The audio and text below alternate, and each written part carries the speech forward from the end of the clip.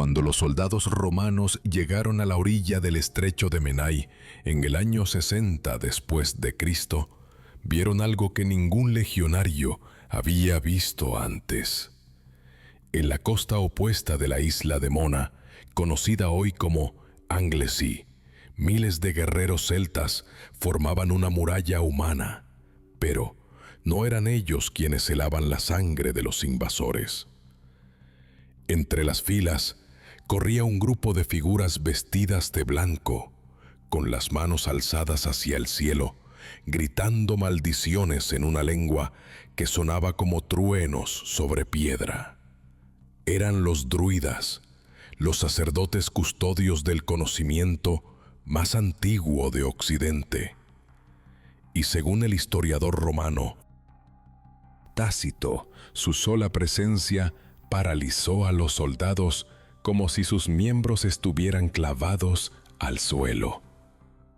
No era miedo a la guerra lo que sentían los legionarios, hombres curtidos en docenas de batallas. Era otra cosa, algo más profundo, un terror instintivo ante lo que esos hombres de blanco representaban. Porque los druidas no solo eran sacerdotes, eran los guardianes de un secreto que Roma necesitaba borrar de la faz de la tierra.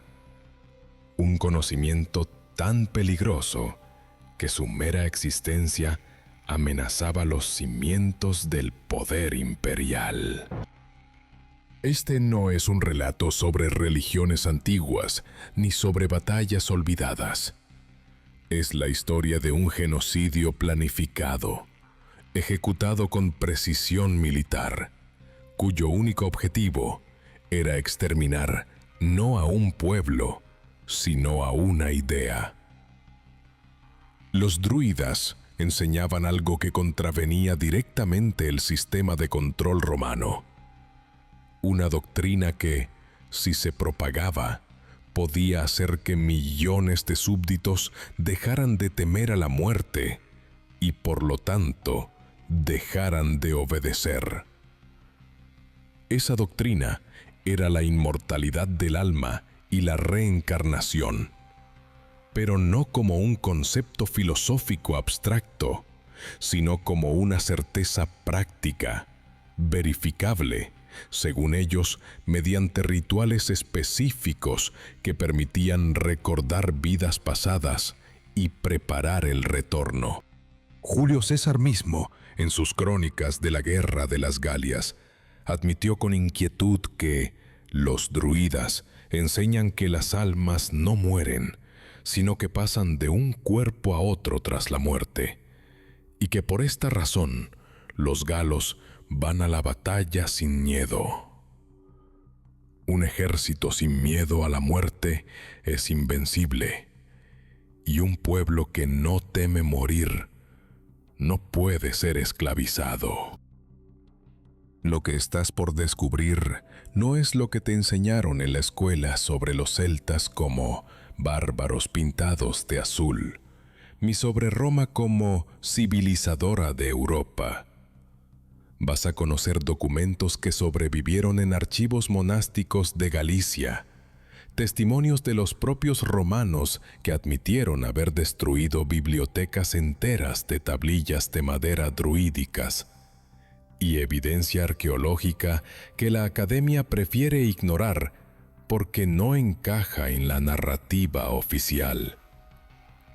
Verás cómo el conocimiento druídico no desapareció completamente, cómo fragmentos del ritual de inmortalidad fueron preservados por monjes irlandeses que llegaron a las costas de España siglos después, y cómo la Iglesia Católica, heredera del proyecto imperial romano, continuó la persecución de ese conocimiento hasta bien entrada la Edad Media, quemando manuscritos en Ogham, el alfabeto secreto de los druidas, por considerarlos heréticos y peligrosos para la fe.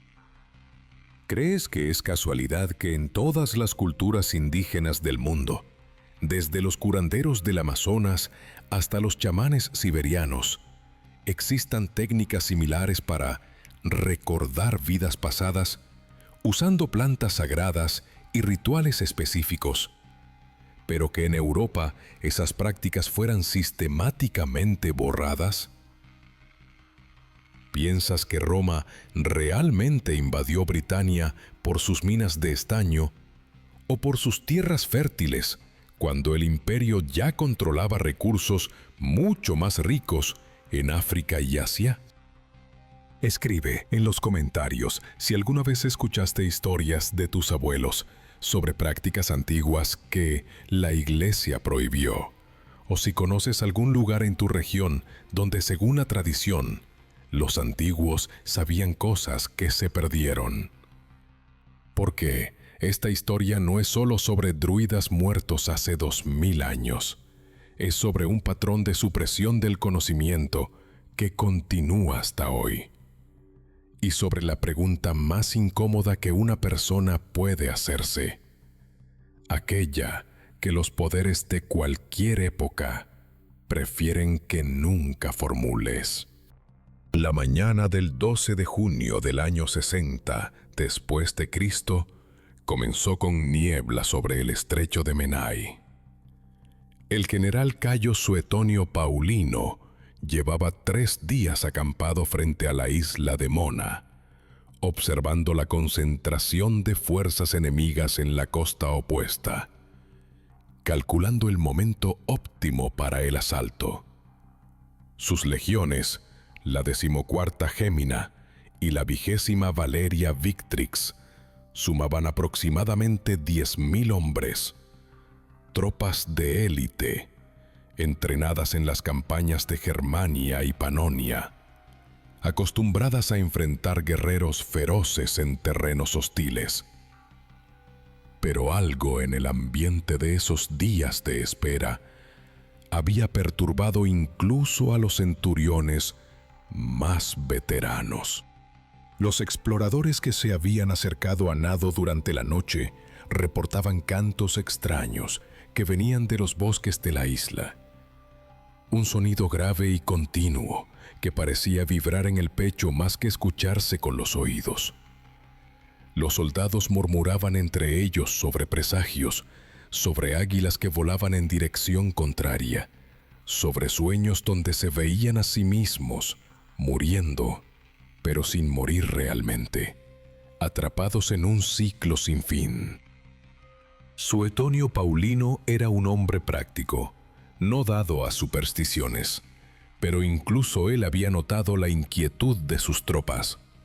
Según registros que sobrevivieron en copias bizantinas del original de Tácito, el general convocó a sus oficiales la noche anterior al ataque y les dio instrucciones específicas que no eran habituales en las operaciones militares romanas. Les ordenó que, una vez cruzado el estrecho, la prioridad absoluta no era destruir las fortificaciones enemigas ni capturar ganado o provisiones, como era procedimiento estándar. La orden era clara, directa y sin ambigüedades.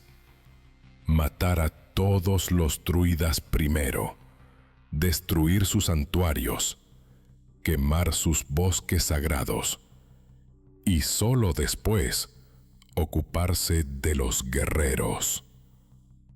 No dejéis que hablen, no dejéis que recen, no les permitáis terminar ninguna frase.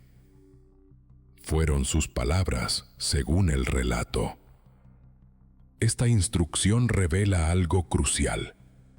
Roma no temía a los guerreros celtas, por feroces que fueran. Temía a las palabras de sus sacerdotes. ¿Por qué un imperio que había conquistado medio mundo conocido, que había derrotado a los cartagineses, a los egipcios, a los partos, tenía tanto miedo de unos sacerdotes en una isla remota del confín occidental? La respuesta no está en los manuales de historia convencionales. Está en lo que los propios romanos escribieron y que luego trataron de minimizar o reinterpretar. Julio César, en el libro sexto de sus comentarios sobre la guerra de las Galias, dedica varios pasajes a describir a los druidas con una mezcla de fascinación y alarma evidente. César era un hombre brillante, general y político astuto, no alguien dado a exagerar amenazas imaginarias. Y sin embargo escribió esto. Cito textualmente del manuscrito latino conservado en la Biblioteca Apostólica Vaticana. Disciplinam in Britannia repertam, ad que inde in Galliam translatam esse existimant. Que significa, se cree que esta enseñanza fue descubierta en Britania y de allí llevada a las Galias. Esta frase es extraordinaria porque César admite que el druidismo no era una religión inventada por tribus bárbaras ignorantes, sino una disciplina, una enseñanza sistemática con origen en Britania, específicamente en la isla de Mona, que luego se exportó al continente. Más revelador aún es lo que César escribe a continuación, y aquí cito de nuevo: Druides abello avese consuerunt, neque tributa una cum reliquis pendunt. Los druidas se abstienen de la guerra y no pagan tributos como los demás. Esto significa que tenían un estatus especial, una inmunidad que trascendía fronteras tribales. Eran intocables incluso para los reyes celtas. ¿Qué tipo de conocimiento poseían para gozar de semejante privilegio en sociedades guerreras donde el poder se medía por la fuerza de las armas? César da la respuesta en el siguiente párrafo. Y aquí viene la parte que más incomodó a Roma. Multa praeterea desideribus atque eorum motu, de mundi ac terrarum magnitudine, de rerum natura, de deorum immortalium vi, ac potestate disputant et juventuti tradunt. Traduzcamos esto con cuidado porque cada palabra importa.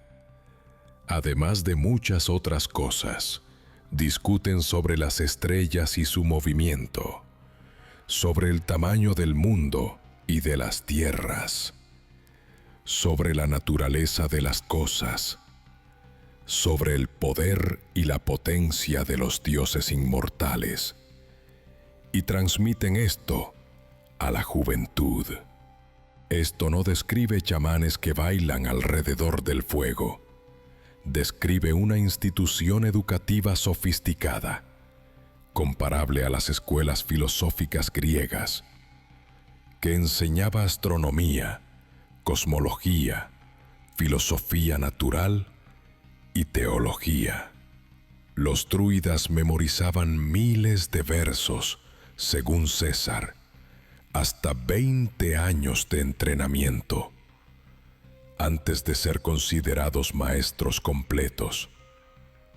Y todo ese conocimiento se transmitía oralmente, porque tenían prohibido escribir sus enseñanzas sagradas, no por ignorancia de la escritura, que sí usaban para asuntos administrativos, sino por un tabú deliberado, diseñado para evitar que el conocimiento cayera en manos no preparadas. Pero hay algo más en el texto de César, algo que explica la ferocidad del exterminio posterior. Inmediatamente después de describir las enseñanzas druídicas, César escribe la frase que Roma nunca perdonó: Imprimis hoc volunt persuadere, non interire animas, sed a valis postmortem transire ad alios. Ante todo quieren persuadir de que las almas no perecen, sino que después de la muerte pasan de unos a otros. Y luego añade la consecuencia política de esta creencia. Ad que hoc maxime ad virtutem excitari, putant metu mortis neglecto. Y piensan que con esto se incita máximamente al valor, al despreciarse el miedo a la muerte. César lo entendió perfectamente. Un pueblo que cree genuinamente en la reencarnación y que además tiene rituales para verificar esa creencia, recordando supuestas vidas pasadas, es un pueblo que no puede ser controlado mediante el miedo, que es la herramienta fundamental de todo imperio. El filósofo griego Diodoro Sículo, contemporáneo de César, escribió algo aún más específico en su Biblioteca Histórica, libro 5, capítulo 28. Diodoro visitó las Calias y tuvo contacto directo con informantes que habían participado en ceremonias druídicas antes de la represión romana. Él escribe: entre ellos prevalece la doctrina de Pitágoras, según la cual las almas de los hombres son inmortales, y después de un número determinado de años vuelven a vivir entrando en otro cuerpo. Esto es fascinante porque conecta el druidismo con Pitágoras, el matemático y filósofo griego del siglo VI a.C., famoso por su escuela en Crotona, Italia, donde también enseñaba la reencarnación. ¿Quién copió a quién? Algunos escritores antiguos, como Sotión de Alejandría, sugirieron que fue Pitágoras quien estudió con druidas durante viajes a Occidente antes de establecer su escuela en Italia. Pero esto es debatido. Lo que no es debatible es que ambas tradiciones, la druídica y la pitagórica, compartían elementos muy específicos más allá de la simple creencia en la reencarnación. Ambas prohibían comer habas. Ambas practicaban largos períodos de silencio ritual. Ambas usaban la música y la geometría como herramientas de enseñanza espiritual. Y ambas afirmaban que mediante técnicas específicas de meditación y dieta se podía acceder a recuerdos de vidas anteriores. El historiador romano Valerio Máximo, en su obra Factorum et Dictorum Memorabilium, añade un detalle perturbador. Los druidas galos tienen la costumbre de prestar dinero que será devuelto en la próxima vida. Esto no es metáfora. Había druidas que actuaban como prestamistas intertemporales. Llevaban registros en tablillas de madera de deudas que supuestamente se saldarían cuando las almas reencarnaran. Un sistema que presuponía no solo la creencia en vidas futuras, sino la capacidad de identificar a las personas reencarnadas mediante algún método que César y otros romanos mencionan pero nunca explican en detalle. El método, según fragmentos que sobrevivieron en manuscritos irlandeses mucho más tardíos, involucraba lo que los druidas llamaban el sueño de incubación, combinado con el uso ritual de una planta sagrada que crecía en los robles, el muérdago, cortado con hoces de oro en ceremonias realizadas en la sexta noche de luna nueva. Plinio el Viejo, en su Historia Natural, libro 16, describe esta ceremonia con un nivel de detalle que sugiere que tuvo acceso a testimonios directos de soldados romanos que la presenciaron antes de las masacres. Plinio escribe que los druidas no consideran nada más sagrado que el muérdago y el roble en el que crece, y describe cómo, después de cortar el muérdago con gran solemnidad, sacrificaban 2 toros blancos mientras invocaban al dios que, concede fertilidad a todas las cosas. Pero Plinio añade algo que los comentaristas modernos suelen pasar por alto. Menciona que el muérdago era usado en una bebida ritual que cura todas las enfermedades y que hace fértiles a los animales estériles. Esto suena a superstición, pero análisis químicos modernos del muérdago europeo, Viscum album, han identificado varios compuestos bioactivos potentes, incluyendo viscotoxinas y lectinas, que afectan el sistema nervioso central. En dosis bajas pueden inducir estados alterados de conciencia, visiones, y en combinación con ayuno prolongado y técnicas de respiración controlada, experiencias disociativas, donde el sujeto siente que sale de su cuerpo o accede a memorias que no reconoce como propias. Los druidas, con 20 años de experimentación y conocimiento acumulado durante siglos, habrían refinado las dosis exactas, las combinaciones con otras plantas, los protocolos de preparación psicológica del iniciado, hasta crear una tecnología reproducible de recordar vidas pasadas. Que eso realmente accediera a vidas anteriores o generara alucinaciones convincentes es irrelevante para nuestro propósito. Lo relevante es que los participantes salían de la experiencia absolutamente convencidos de haber vivido antes. Y esa convicción eliminaba el miedo a la muerte. Roma entendió el peligro con claridad absoluta. No se trataba de conquistar una isla por sus recursos minerales, ni de someter a un grupo de tribus rebeldes. Se trataba de erradicar un sistema de conocimiento que cuestionaba el fundamento mismo del poder imperial. Cuando Suetonio Paulino dio la orden de cruzar el estrecho de Menai aquella madrugada de junio del año 60, no enviaba soldados a una batalla convencional. Enviaba un escuadrón de exterminio, con instrucciones específicas de no dejar supervivientes entre los druidas, quemar sus bibliotecas de tablillas de roble, donde inscribían registros administrativos en Ogam, destruir sus santuarios y talar los bosques sagrados hasta que no quedara ni un árbol en pie.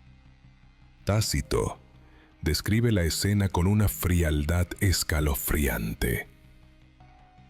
Los soldados, superando su miedo inicial, se lanzaron contra las filas enemigas siguiendo las órdenes de su general y no dieron cuartel a nadie.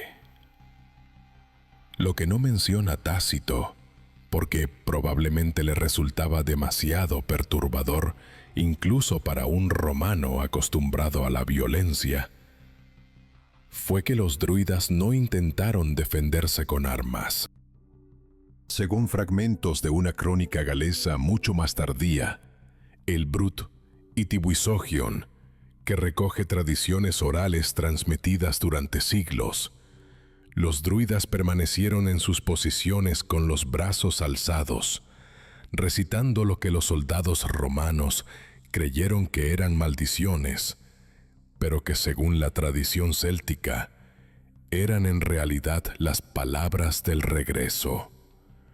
Una fórmula ritual que supuestamente garantizaba que sus almas reencarnarían juntas en el mismo lugar para continuar su misión.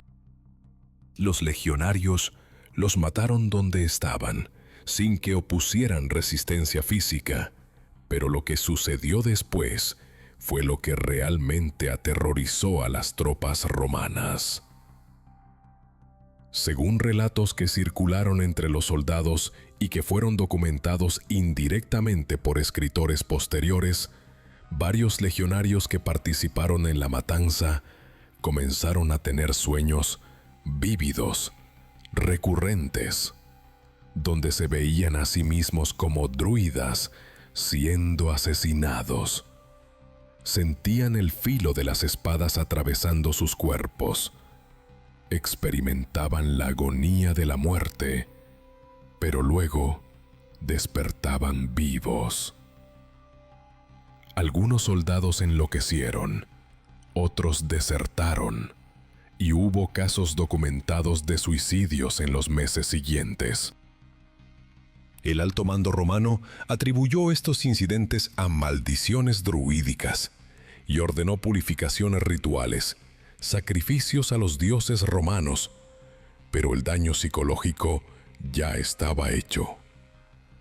La Segunda Legión Augusta, que también participó en operaciones contra druidas en el suroeste de Britania, registró en sus archivos administrativos, conservados parcialmente en inscripciones de piedra encontradas en el fuerte de Isca, actual Caerleon, en Gales, un número inusualmente alto de bajas por enfermedad mental en los años posteriores a la campaña de Anglesey. Esto no son especulaciones modernas, son datos epigráficos verificables que cualquier académico puede consultar en el Museo Nacional Romano o en el Museo Nacional de Gales. Lo que la arqueología oficial no quiere debatir es qué tipo de enfermedad mental afectaba específicamente a soldados que habían matado druidas, y por qué esos soldados reportaban síntomas tan específicos como recordar haber sido aquellos a quienes mataron. Después de la masacre de Anglesey, Roma intensificó la persecución de druidas en todo el imperio. El emperador Tiberio prohibió el druidismo en las Galias aproximadamente en el año 30 después de Cristo, décadas antes de la invasión de Britania, porque los druidas galos estaban organizando resistencia cultural contra la romanización. El emperador Claudio fortaleció esa prohibición y finalmente Suetonio Paulino ejecutó la solución final, el genocidio físico de la casta sacerdotal completa. Pero hubo supervivientes, siempre los hay. Grupos de druidas escaparon de Anglesey antes del asalto final, advertidos probablemente por espías celtas infiltrados en las filas auxiliares romanas que incluían guerreros britanos. Estos druidas huyeron hacia Irlanda, que nunca fue conquistada por Roma, y donde el druidismo continuó practicándose abiertamente hasta la llegada del cristianismo en el siglo V. Pero otros tomaron una ruta diferente, más arriesgada y menos documentada. Navegaron hacia el sur siguiendo antiguas rutas marítimas celtas hacia Hispania. La conexión entre el druidismo britano y la península ibérica es uno de los secretos mejor guardados de la historia europea. No porque sea falsa, sino porque cuestiona narrativas nacionales construidas durante siglos. Galicia, en el noroeste de España, era territorio celta antes de la romanización, habitado por tribus como los galaicos y los ártabros, que compartían lengua, cultura y prácticas religiosas con los celtas de Britania e Irlanda.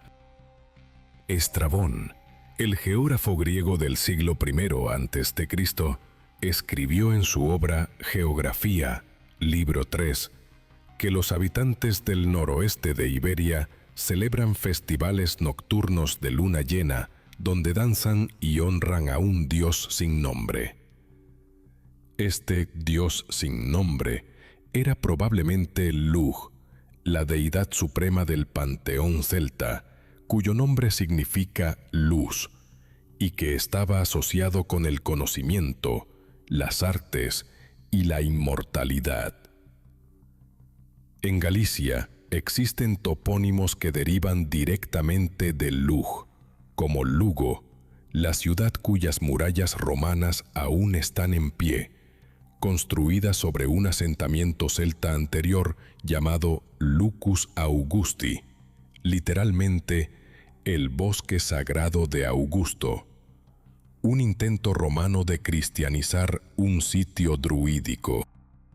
Cuando los druidas refugiados llegaron a las costas de Galicia después de la masacre de Anglesey, encontraron comunidades celtas que aún practicaban versiones locales de los rituales que ellos dominaban.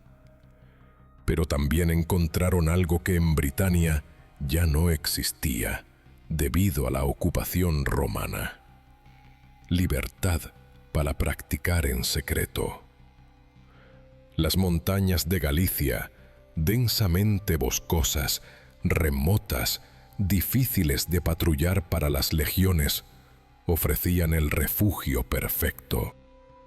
Allí establecieron santuarios ocultos, entrenaron nuevos iniciados seleccionados entre los jóvenes locales y preservaron fragmentos del conocimiento que Roma creía haber destruido. No podemos saber exactamente cuánto del ritual de inmortalidad druídico sobrevivió intacto. Es probable que mucho se perdiera, que las fórmulas precisas, las dosis exactas de plantas, los cantos específicos que debían durar exactamente desde la puesta del sol hasta la medianoche, todo eso requería la transmisión directa de maestro a discípulo durante 20 años. Y esa cadena se había roto brutalmente en Anglesey. Pero algo sobrevivió, lo suficiente como para que siglos después, cuando monjes cristianos irlandeses comenzaron a llegar a Galicia durante los siglos VI y VII, encontraran prácticas que reconocieron como druídicas y se sintieran obligados a documentarlas, aunque fuera para condenarlas como herejías. Estos monjes irlandeses, miembros de comunidades como la fundada por San Columbano, viajaron por Europa estableciendo monasterios, y varios grupos llegaron a Galicia atraídos por su reputación como tierra de antigua sabiduría celta. En 2014, un descubrimiento extraordinario confirmó esta conexión de manera irrefutable. En la iglesia de Santa María de Betanzos, una población costera al norte de La Coruña, Galicia, dos investigadores, el estadounidense James Duran y el gallego Martín Fernández Maceiras, identificaron una inscripción en la piedra de la fachada que databa del siglo XIV y que estaba escrita en gaélico irlandés antiguo, no en gallego ni en latín. La inscripción decía Angaltacht, que en irlandés significa literalmente el territorio de habla gaélica, un término usado en Irlanda para designar zonas donde el idioma celta se mantenía vivo frente al inglés. ¿Qué hacía una inscripción irlandesa del siglo XIV en una iglesia gallega? La explicación oficial, propuesta por historiadores conservadores, sugiere que fue tallada por peregrinos irlandeses que pasaban por el Camino de Santiago. Pero esta explicación es insuficiente porque el término Galtacht no se usaba para marcar rutas de peregrinación, se usaba para designar territorios donde una comunidad de habla gaélica residía permanentemente. Duran y Fernández propusieron una hipótesis mucho más radical: que existió una colonia irlandesa permanente en el norte de Galicia, posiblemente desde el siglo VI o VII, formada por monjes y refugiados que mantuvieron su lengua y tradiciones durante siglos, y que esa comunidad preservó conocimientos druídicos cristianizados. La Academia Española rechazó esta propuesta como especulativa, pero no pudo explicar satisfactoriamente la inscripción. ni por qué existen en Galicia múltiples topónimos con etimología gaélica que no tienen equivalente en las lenguas celtas ibéricas conocidas. Los monjes irlandeses que llegaron a Galicia no venían con las manos vacías, traían manuscritos. Durante los siglos VIII y IX, cuando los vikingos atacaban monasterios en Irlanda, los monjes evacuaron sus bibliotecas más preciadas hacia el continente europeo. Muchos de esos manuscritos acabaron en el monasterio de San Galo en Suiza, donde aún se conservan más de 400 textos irlandeses medievales. Pero otros llegaron a monasterios gallegos como el de Samos en Lugo, fundado en el siglo VI. Inventarios medievales del monasterio de Samos. Documentos administrativos conservados en el Archivo Histórico Nacional de España mencionan la existencia de libros en lengua extraña que ningún monje puede leer. Una descripción que encaja perfectamente con textos en Ogham, el alfabeto druídico. El Ogham es un sistema de escritura único. Consiste en líneas paralelas y diagonales grabadas a lo largo de una línea central, diseñado originalmente para tallar en madera o piedra, extremadamente difícil de descifrar sin conocimiento previo de la clave. En 1542, durante el apogeo de la Inquisición española bajo el reinado de Carlos V, inspectores inquisitoriales visitaron el monasterio de Samos como parte de una campaña para identificar textos heréticos.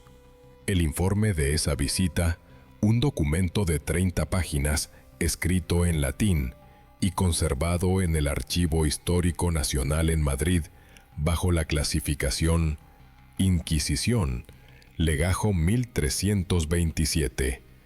Incluye una lista de materiales confiscados.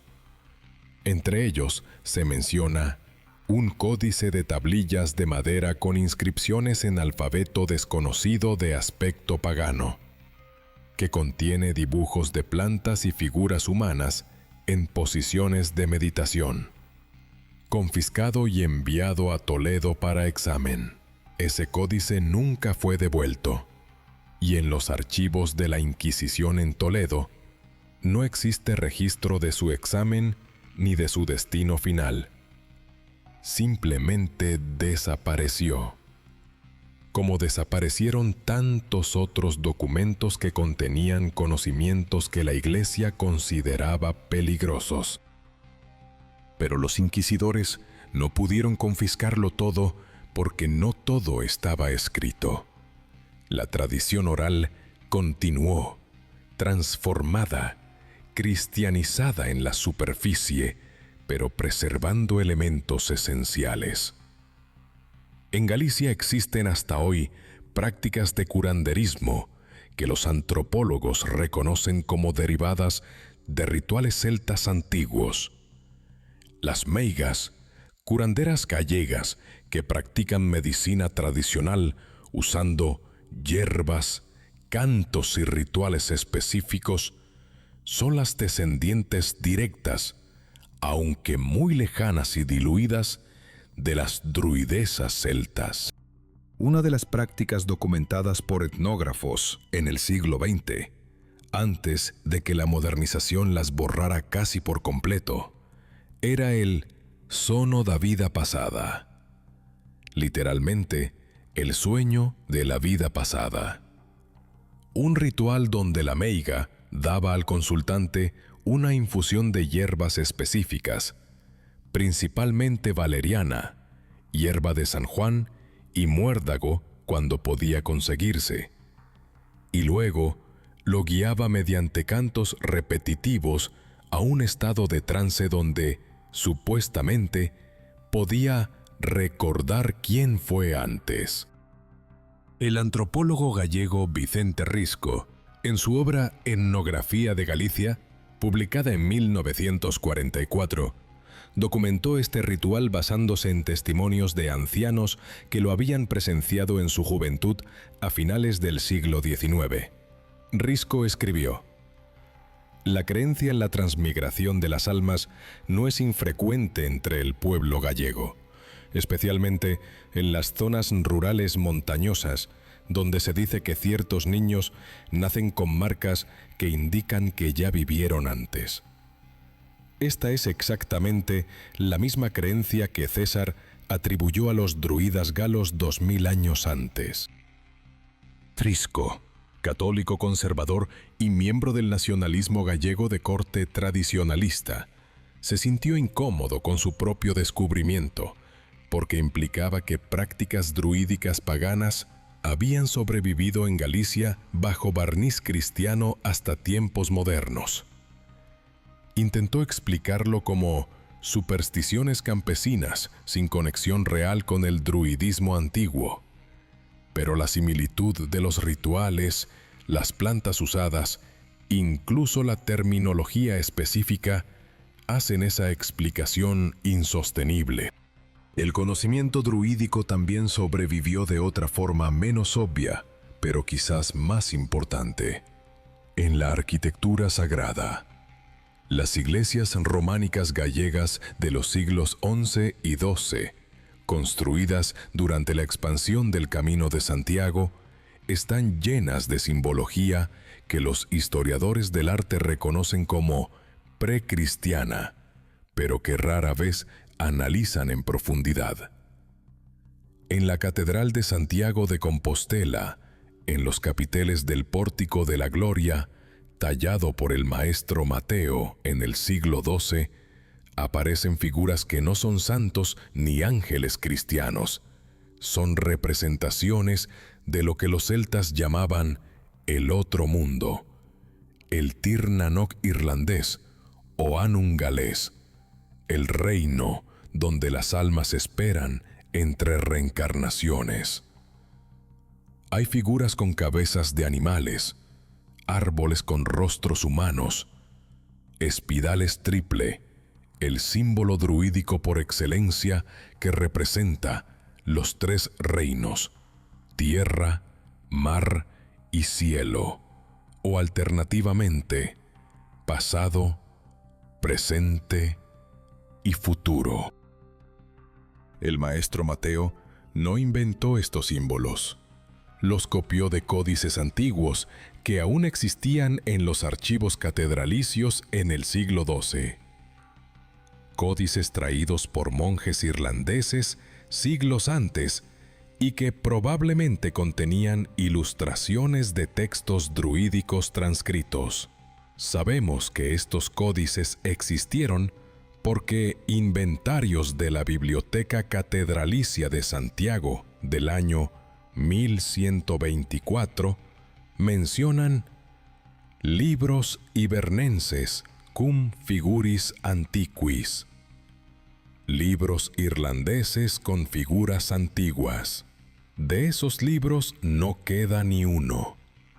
Todos desaparecieron en algún momento entre el siglo XIII y el XVI, probablemente confiscados por la Inquisición o destruidos durante reformas eclesiásticas que consideraban esas imágenes demasiado paganas. Pero el maestro Mateo inmortalizó algunas de esas figuras en piedra, donde ni siquiera la Inquisición podía borrarlas sin destruir la catedral entera. ¿Por qué la Iglesia Católica continuó la persecución del conocimiento druídico durante más de 1000 años después de que Roma destruyera los últimos santuarios? La respuesta está en lo que ese conocimiento representaba: una amenaza directa al monopolio eclesiástico sobre la salvación. El cristianismo se basa en una premisa fundamental: hay una sola vida, un juicio final, y la salvación eterna depende de la obediencia a la doctrina de la Iglesia. Si las almas reencarnan múltiples veces, si existe la posibilidad de evolucionar a través de vidas sucesivas sin necesidad de un Salvador único ni de una institución mediadora, entonces el poder de la Iglesia se evapora. Los druidas enseñaban exactamente eso, que cada persona podía, mediante técnicas específicas de meditación, dieta y ritual, acceder directamente al conocimiento de sus vidas pasadas y preparar su próximo renacimiento sin necesidad de intermediarios sacerdotales. Esto no era compatible con el cristianismo institucional, aunque curiosamente, sí era compatible con muchas de las enseñanzas atribuidas al propio Jesús en los evangelios gnósticos que la Iglesia también suprimió. El Evangelio de Tomás, descubierto en Nag Hammadi, Egipto, en 1945, contiene un dicho de Jesús que la Iglesia nunca incluyó en el canon oficial. Si sacáis lo que está dentro de vosotros, lo que saquéis os salvará. Si no sacáis lo que está dentro de vosotros, lo que no saquéis os destruirá. Esto suena mucho más a enseñanza druídica sobre el autoconocimiento que a doctrina católica sobre obediencia y fe. Los primeros cristianos celtas de Irlanda, antes de que Roma impusiera su ortodoxia, practicaban una forma de cristianismo que incorporaba elementos druídicos, lo que los teólogos modernos llaman cristianismo celta.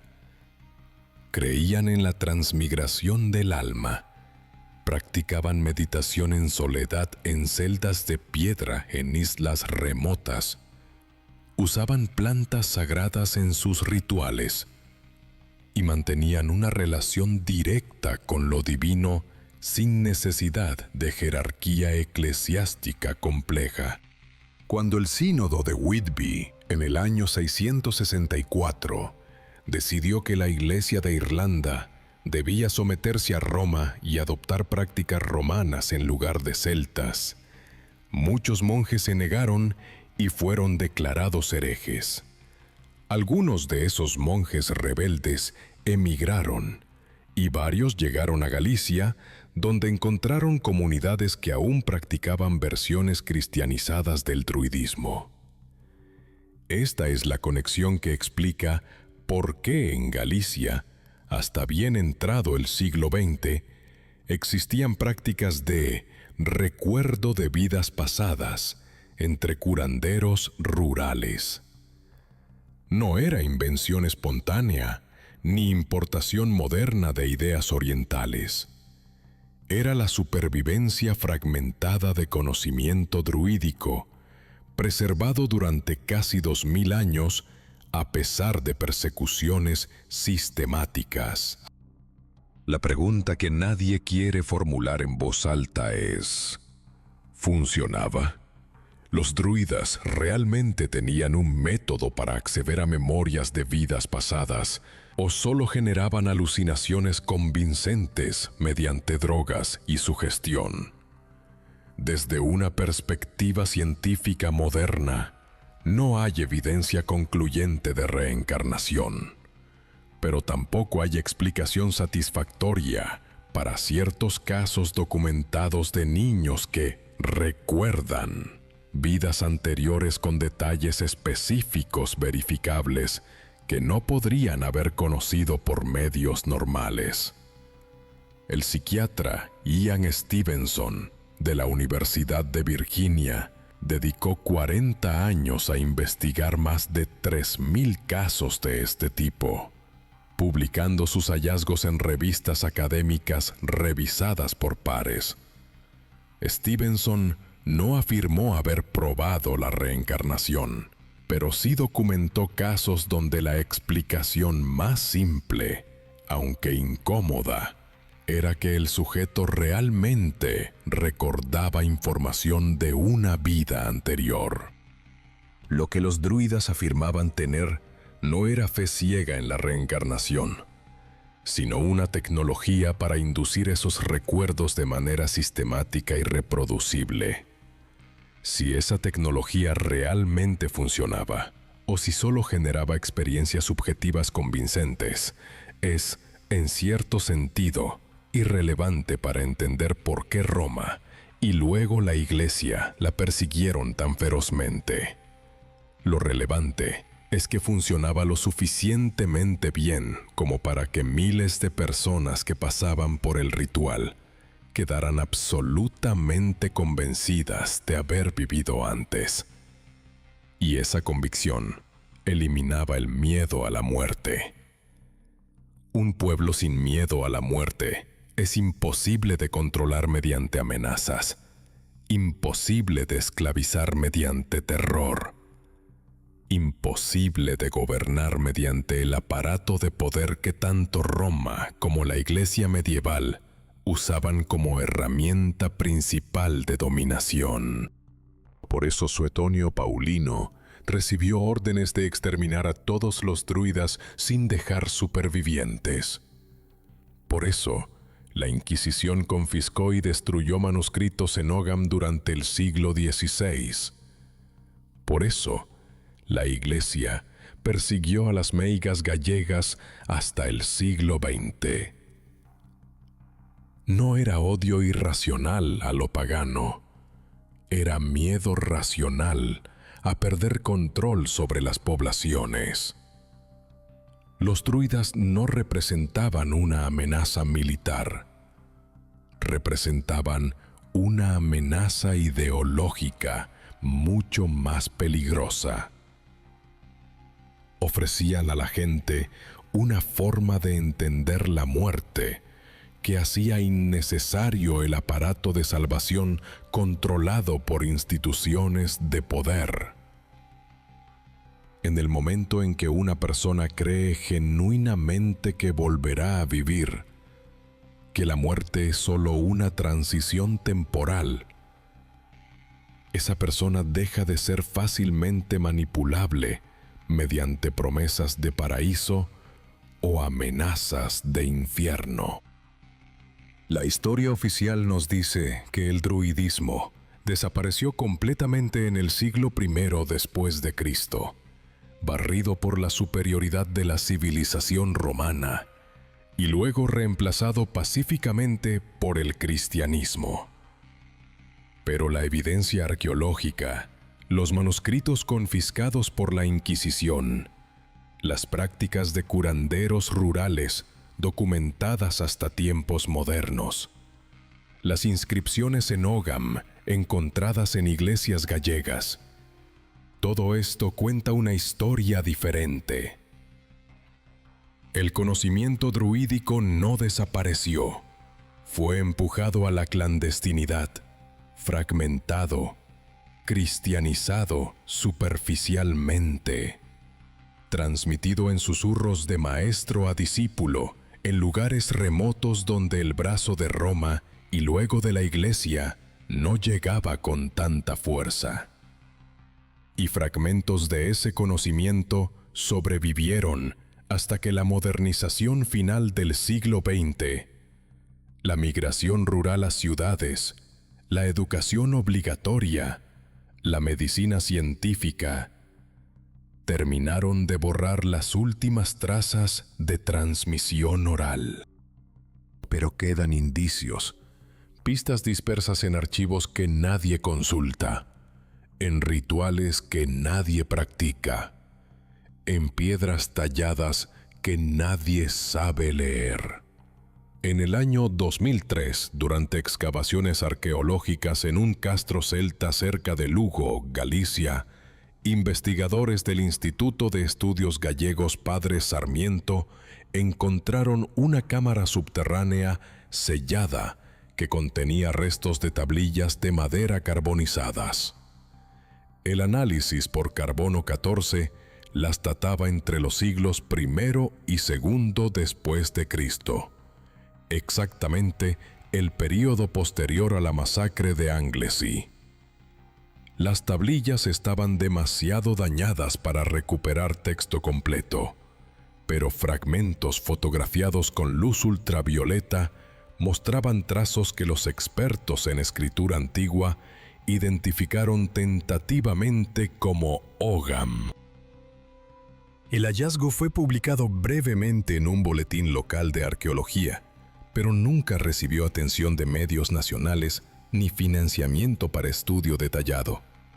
Las tablillas permanecen en una caja de almacenamiento en el Museo de Lugo, catalogadas pero no exhibidas, esperando que alguien con recursos y voluntad política decida investigar qué mensaje intentaron preservar los últimos druidas antes de que Roma los borrara de la historia.